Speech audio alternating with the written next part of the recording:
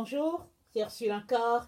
Alors, on est le 25 janvier 2020. Alors, je viens sonner la trompette une seconde fois aujourd'hui et je viens nous entretenir sur le retour de notre Seigneur Jésus-Christ. Amen. Il est important qu'on soit prêt. On ne le dira pas assez. Tant que Jésus n'est pas venu, on ne s'arrête pas. On ne s'arrête pas à se sanctifier, à se purifier, à s'apprêter. Alors, on n'est pas en train de dire qu'il faut arrêter de vivre et puis s'arrêter là, s'asseoir pour dire, ok, j'attends le retour du Seigneur. Il ne s'agit pas de cela. Il s'agit de s'apprêter. Et s'apprêter, ça veut tout dire, comme on vient de le voir tantôt, ça veut dire de quitter la voie des hommes, quitter la voie de la chair, et puis embrasser la voie de l'esprit. Et ça, c'est tout un travail. Alors souvent, on a l'impression que, au fait, prier, lire la parole, c'est rien faire, mais il n'y a pas plus grand travail que cela. Parce que pendant qu'on prie, on est en train d'intercéder pour les âmes, on est en train de se sanctifier, on est en train de se dépouiller de la chair pour revêtir notre vêtement céleste. Alors ça, c'est très très important de pouvoir travailler à cela, veiller à cela, y donner son temps. Parce que vous savez, le jour qu'on sera devant le Seigneur va nous juger en fonction du temps qu'on a passé avec lui. Parce que plus tu passes du temps avec lui, c'est la montre que tu l'aimes. Alors moins tu passes du temps avec lui, moins ça veut dire que tu es pris à d'autres choses. Alors c'est quoi ces choses-là? On rendra compte un jour devant Dieu. Alors tout homme rendra compte de toute parole vaine qu'il aura prononcée. C'est ça que la parole de Dieu dit.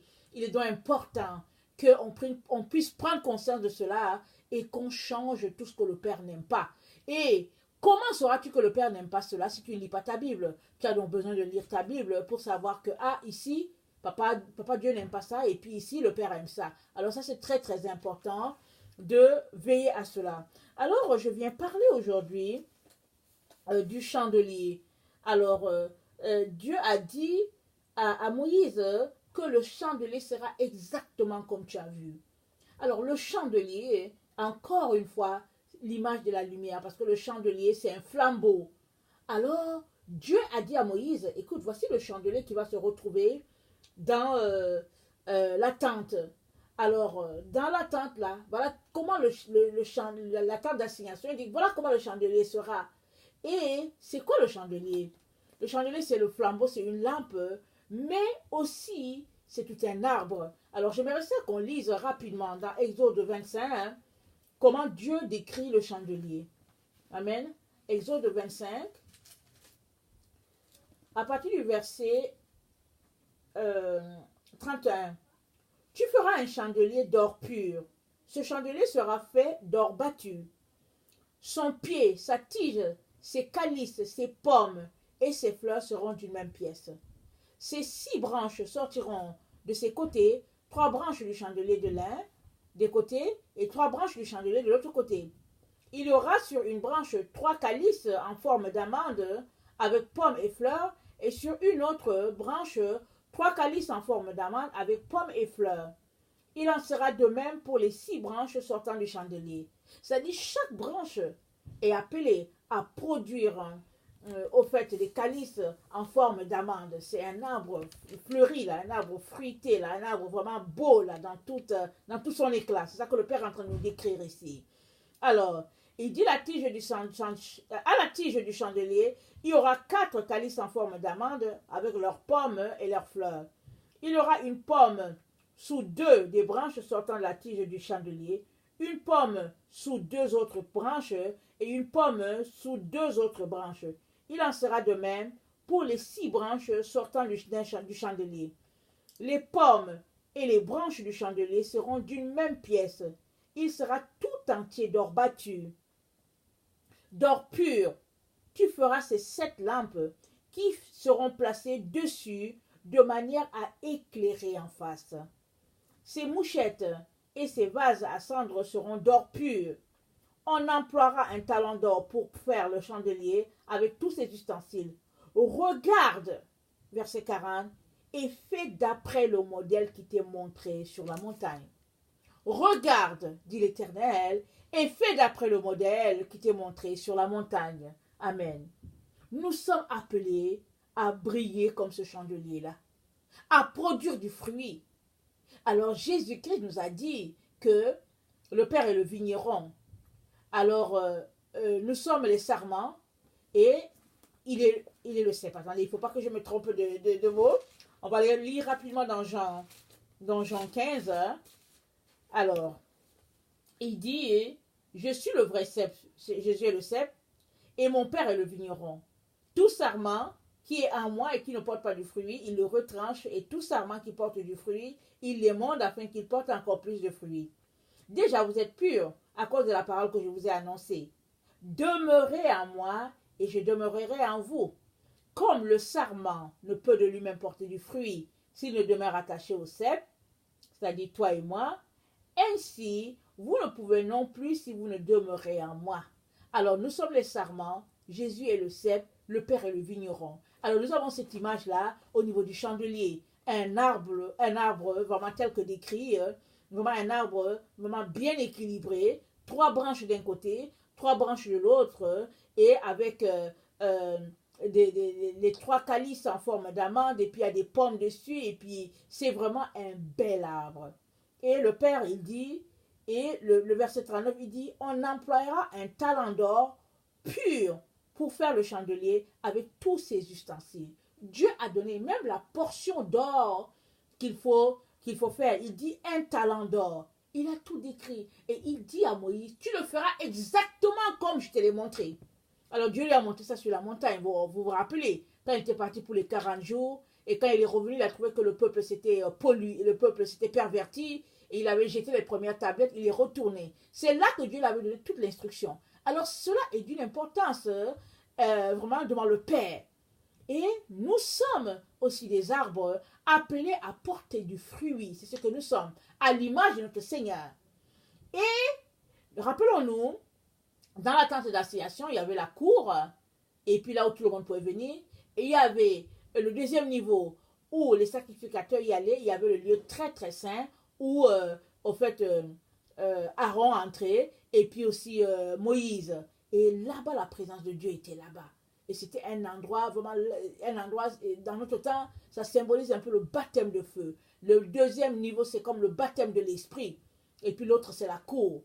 Et si nous rappelons dans Apocalypse 11, quand Dieu donne l'instruction à propos des 2 témoins de la fin, il disait, l'extérieur, ne le mesurez pas, il faut laisser cela à l'extérieur. Parce que ça sera donné aux nations. Alors si toi qui m'écoutes, tu es un enfant de Dieu, et que tu te comportes clopin, selon les valeurs de ce monde, en tout cas, Dieu te dit déjà, à partir d'Apocalypse 11, que non, ça c'est donné au monde, c'est donné aux nations. Tu n'es pas compté. Tu n'es pas compté parmi ceux-là vraiment qui adorent Dieu. Alors, il dit, mais ceux qui sont à l'intérieur du temple, il dit, il faut mesurer cela. Il faut les mesurer. Parce que Dieu voit ton cœur. Il voit tout ce que tu fais. Allons-y lire rapidement, Apocalypse 11. Parce qu'il est important qu'on s'arrête sur des éléments qui sont très très importants pour Dieu le Père. Alors souvent on peut penser que c'est un détail, c'est pas si important, mais c'est très important pour notre Père. Alors, Apocalypse 11, on va le lire.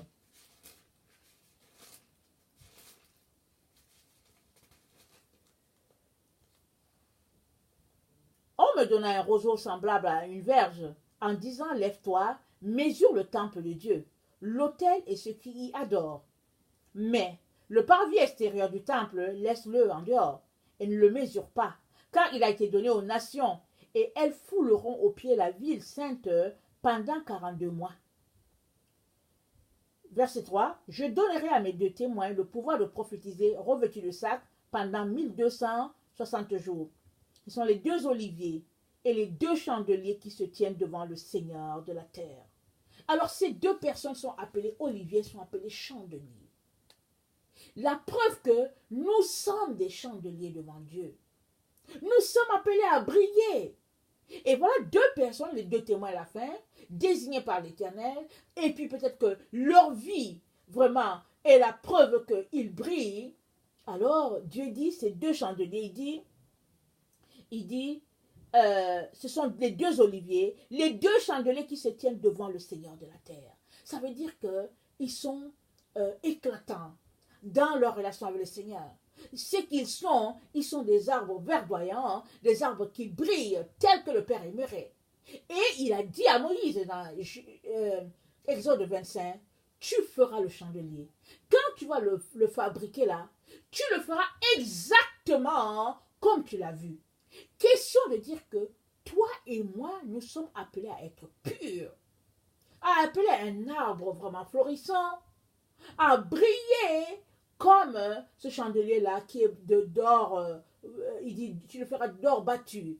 Et puis c'est quelque chose de pur, de quelque chose de saint, de quelque chose de vraiment d'agréable à l'Éternel. Et Satan sait cela. Il vient ternir notre vie par toutes sortes de séductions. C'est pour cela qu'il est très très important qu'en ce temps où nous nous trouvons, que tu puisses veiller dans la prière, dans le jeûne, et afin que le Père te donne de discerner tout ce qui est autour de toi qui est séduction. Parce que la séduction ternit ton habit. La séduction empêche le chandelier que tu es de briller dans toute sa gloire. Et le Seigneur nous a appelés à briller. Il dit à Moïse, voici le modèle. Voilà, il a fait pousser le chandelier a fleuri, et puis les fruits étaient comme sous forme d'amande, et vraiment, on sait que l'amande c'est blanc, n'est-ce pas? Et ça, c'est le modèle que le Père s'attend à ce que chacun puisse représenter. Et dans tout cela, en ce temps où nous nous trouvons, le Père nous dit encore qu'il y aura deux personnes qui vont représenter ce chandelier-là par leur vie, et ils se tiennent devant le Seigneur de toute la terre, et ils vont se mettre à prophétiser, ils vont juger la terre, parce que leur vie aura été d'un exemple devant l'Éternel. Leur vie aura été à l'exemple de ce chandelier-là que le Père a décrit à Moïse. Alors, il n'y a que Dieu qui juge, il n'y a que Dieu qui qualifie, ok? Il n'y a pas quelqu'un qui va venir, moi je ne vais pas venir dire, oh je veux être ce chandelier-là, et puis toi tu ne vas pas venir pour dire, oh je veux être ce chandelier. Nos vies vont prouver devant Dieu qui est le chandelier, ou bien qui est la personne désignée, le Père sait quels sont les gens qu'il aura désignés pour le représenter et puis exercer un jugement sur ce temps, dans ce temps où nous nous trouvons. Rappelons-nous, Noé a jugé les gens de son époque. Comment? Il a construit l'arche, il a obéi à Dieu, il est entré dans l'arche et puis tous les autres sont morts. C'est vrai que c'est Dieu qui a envoyé le déluge, mais la vie de Noé a prouvé que les autres devaient être jugés. Les autres devaient périr. Le Père a décidé comme ça. Parce que, quoique vivant au milieu d'eux, Noé ne s'est pas corrompu. Alors, ça veut dire qu'ils pouvaient aussi ne pas se corrompre. Mais ils ont été corrompus, ils ont été trouvés souillés devant l'Éternel. Si bien que Noé a été sauvé, lui, ses enfants et leurs femmes, et puis sa femme. 8 personnes ont été sauvées. Parce que Dieu a vu en cet homme-là vraiment un chandelier, quelque chose, une lumière.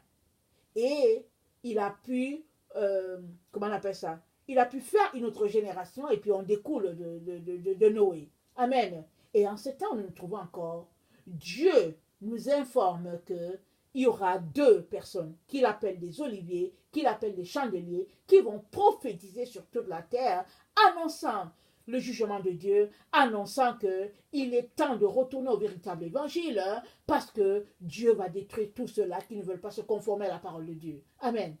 Toi et moi sommes appelés à être des chandeliers, tel le modèle que Dieu a présenté à Moïse. Il dit, tu le feras exactement comme tu l'as vu. Donc nous sommes appelés à être des chandeliers. Mais, comment faire dans ce monde de séduction?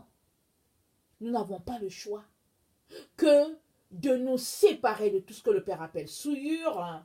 Et ça commence à la maison. Ça commence par s'examiner soi-même. Ça commence par se remettre en question. Si tu es quelqu'un qui ne te remet pas en question, si tu penses que tout ce que tu fais, c'est correct, tu ne seras jamais ce chandelier-là à l'exemple du Père. Parce que la sanctification commence par la remise en question de soi. On a besoin de se remettre en question. Amen. Mais si on passe notre temps à nous contenter de la doctrine des hommes, on sera souillé. Parce que le seul évangile, le véritable évangile qui est d'une pureté, c'est l'évangile au fait que le Père lui-même nous a donné. Amen. Alors, j'aimerais ça qu'on regarde rapidement, attendez, il faut que je le voie. Attendez, je cherche un verset.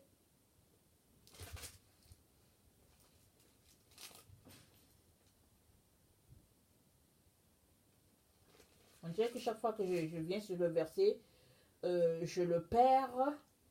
Attendez, il faut que je le regarde.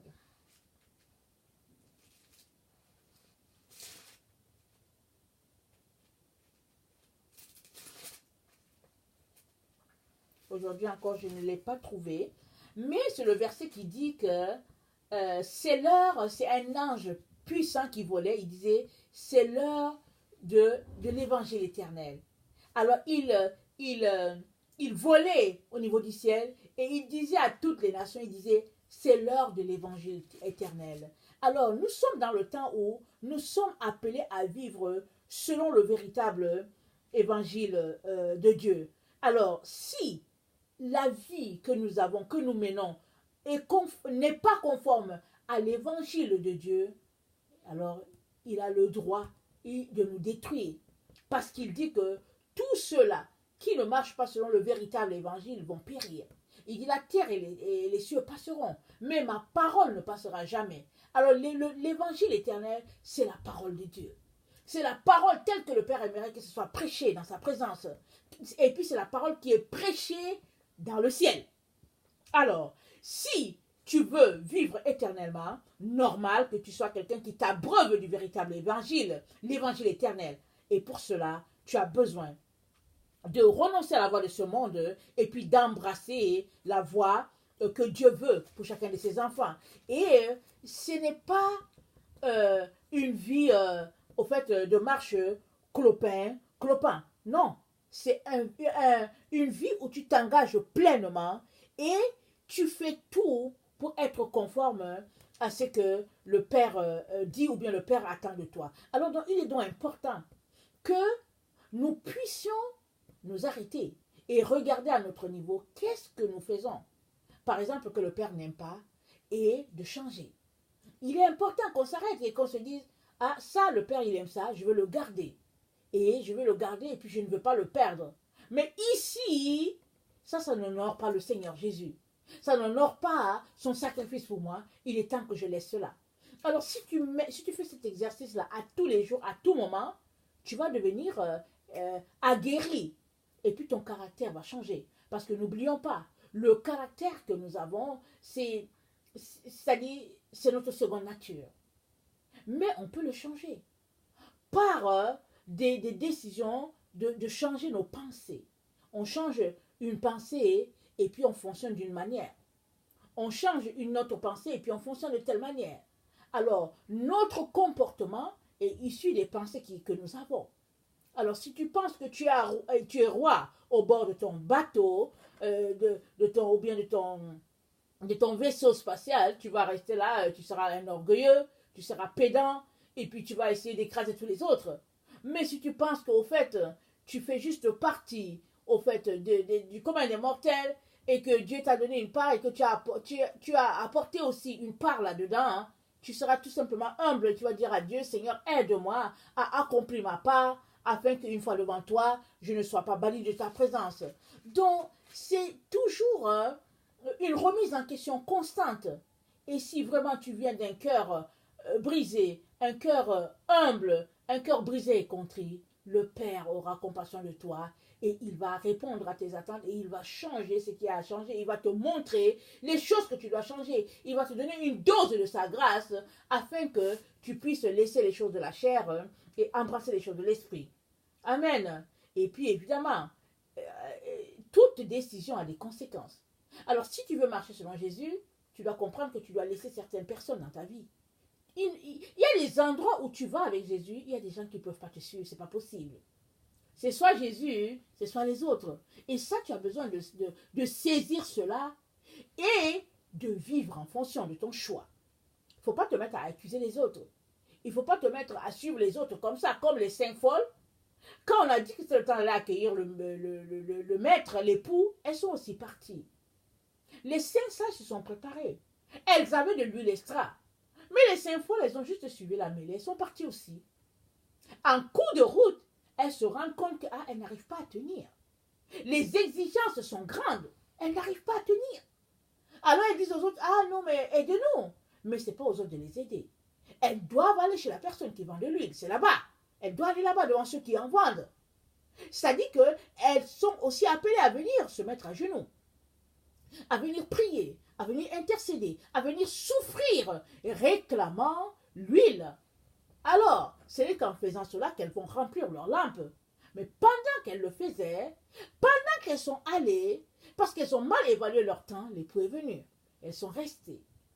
Alors, il est important, il est capital que tu réalises que nous sommes dans les temps de la fin.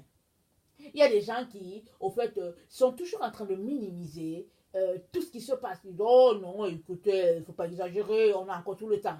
Il y a des gens même qui pensent que tant que tout le monde ne sera pas évangélisé, Jésus ne viendra pas. Ok, arrêtons-nous un peu. Ça veut donc dire que Dieu a arrêté de faire des enfants sur la terre, parce que ça veut dire que, parce que si on dit ça, ça veut dire que Jésus ne viendra jamais. Et ça, c'est faire de Dieu un menteur. Parce que Jésus a dit qu'il arrive.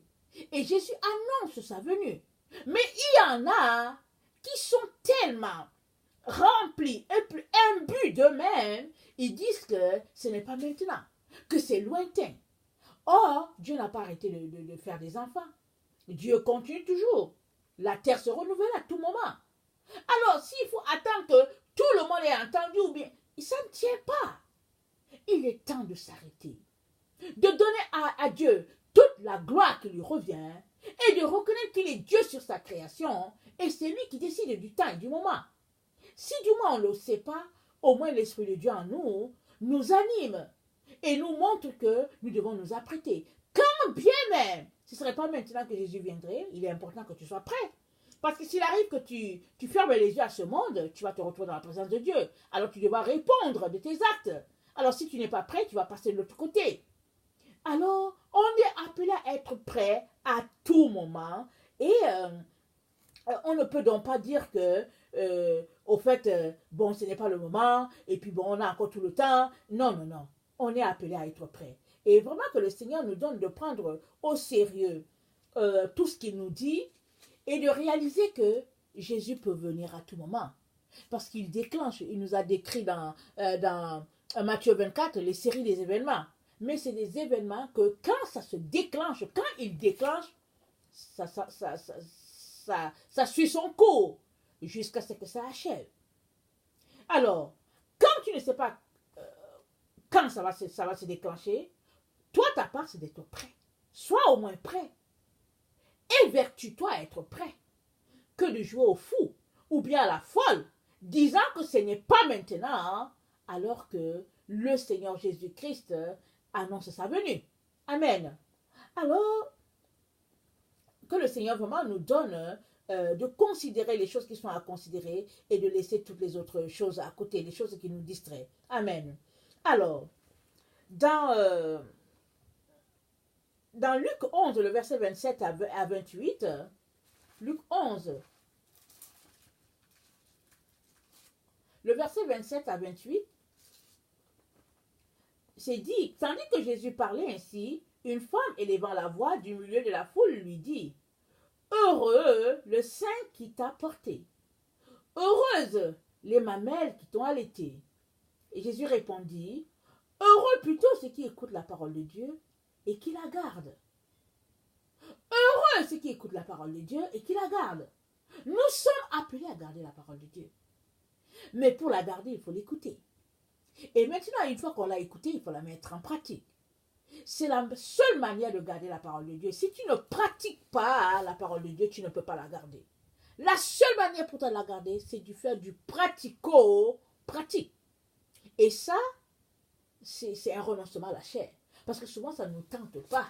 Souvent, on peut t'appeler pour dire que oui, il y a un cas, il y a une situation à tel endroit, à l'hôpital et tout, et puis ça ne te tente pas. Tu te dis, oh non, Seigneur, je suis fatigué, mais il faut que tu y ailles. Ou bien il faut que tu fasses à manger. Il faut que tu fasses quelque chose. Et souvent, tu es tellement épuisé. Mais Dieu te donne la grâce de pouvoir soutenir un autre. Parce qu'il nous a appelés à nous soutenir, il nous a appelés à marcher dans l'amour. Alors, il nous dit aussi de faire à l'autre ce qu'on aimerait qu'on nous fasse. À partir de ce moment-là, tu ne peux plus dire que, ok, oui, que Dieu te bénisse, comme ça se passe dans notre temps. Il y a des gens qui entendent qu'il y a des besoins ici et puis disent, oh, on t'a par l'épaule, mon frère, je veux prier pour toi, pour que Dieu pourvoie. Dieu va pouvoir comment? Il pourvoit par toi. C'est toi que Dieu a désigné, c'est toi que Dieu a mis sur le chemin de la personne. Si toi, tu ne fais rien, comment la personne va pouvoir s'en sortir? Amen. Dieu, il est en haut. On ne le voit pas. Mais on peut le voir à travers toi. Ou bien, on peut le mépriser à travers toi. C'est à toi de choisir. C'est à toi de décider. Qu'est-ce que tu reflètes? Es-tu cette lumière-là? Es-tu ce chandelier-là? Ta vie devrait montrer cela. Et c'est à toi de travailler de manière à être ce chandelier-là, exactement comme Dieu l'a montré à Moïse. Alors, c'est à toi de tout faire pour être un chandelier à l'image de l'or pur, de l'or battu. Et Dieu lui-même, qui est le juste juge, va savoir si tu l'as fait bien ou pas. Mais ne reste pas là les bras croisés, à ne rien faire, ou bien à te pavaner, ou bien à te salir devant la télévision, ou bien à Internet, sur des choses que Dieu le Père n'aime pas, et après dire que bon, Seigneur, je ne savais pas, Seigneur, pardonne-moi. Amen. Nous sommes tous appelés à grandir. Tout comme un enfant qui naît aujourd'hui, ou bien qui est un enfant qui est né 1 an, il est différent de quand il était né, de même, nous sommes appelés à grandir. Nous sommes appelés à mûrir. Nous sommes appelés. Mais si tu ne fais rien pour grandir, si tu ne fais rien pour manger la nourriture solide, ben, tu vas périr. Alors, les gens disent qu'on peut jeûner 40 jours et après, ça devient problématique. C'est pareil pour toi et moi. Si tu ne manges pas la véritable nourriture, qui est la parole de Dieu, tu vas périr, tu ne tiendras pas. On est dans le temps où tous ceux-là qui consomment de la nourriture avariée ne tiennent pas. Tous ceux-là qui consomment, qui boivent de la mauvaise eau ne tiennent pas. Nous sommes appelés à boire l'eau pure. Et cette eau-là, c'est le véritable évangile. L'évangile que l'ange balade en disant, c'est l'heure de l'évangile éternel. C'est l'heure de l'évangile éternel. Et nous sommes appelés à nous réveiller à cette vérité-là et à réaliser que nous sommes dans le temps. On ne peut plus s'amuser. Il y a des gens qui vont dire, oh oui, je suis arrête d'être alarmiste, et puis bon. Mais c'est ton choix. C'est ton choix. Mais si cette parole-là, en fait, vient te toucher, il est important que tu fasses quelque chose. Parce que suivre Jésus-Christ, c'est décider de marcher à sa suite. C'est écouter ce qu'il a dit et mettre en pratique. Suivre Jésus-Christ, ce n'est pas aller à l'église. Suivre Jésus-Christ, ce n'est pas être membre d'une chorale. Ce n'est pas aller à une étude biblique et puis tout faire pour pouvoir venir enseigner les autres. Ce n'est pas ça. Suivre Jésus-Christ, c'est marcher à sa suite. C'est faire comme lui. C'est être exactement comme le chandelier que Dieu a montré à Moïse. Amen. Et ça, c'est une vie de consécration. C'est une vie d'abandon total. Et je le dis, mais je le dis aussi à moi. Alors, quand j'enseigne aussi pour moi-même. Pendant que je vous enseigne, j'arrive, je dis, Seigneur, est-ce que ça c'est une vérité dans ma vie? Et si ça ne l'est pas, je dis, Seigneur, viens, change-moi, aide-moi. Parce qu'on est tous des humains. On a des moments de faiblesse. Mais il est important que ce que je prêche soit vérité dans ma vie. Parce que sinon, je serais juste une menteuse. Amen. Et Dieu dit, les menteurs, ils vont périr. Amen. Ils vont périr dans le feu. Il est donc important, mon frère et ma soeur, que nous puissions aller dans le sens de ce que l'Esprit de Dieu veut pour nous. Amen. Alors, dans, excusez-moi, rapidement, 1 Corinthiens 3, le verset 18. 1 Corinthiens 3, le verset 18.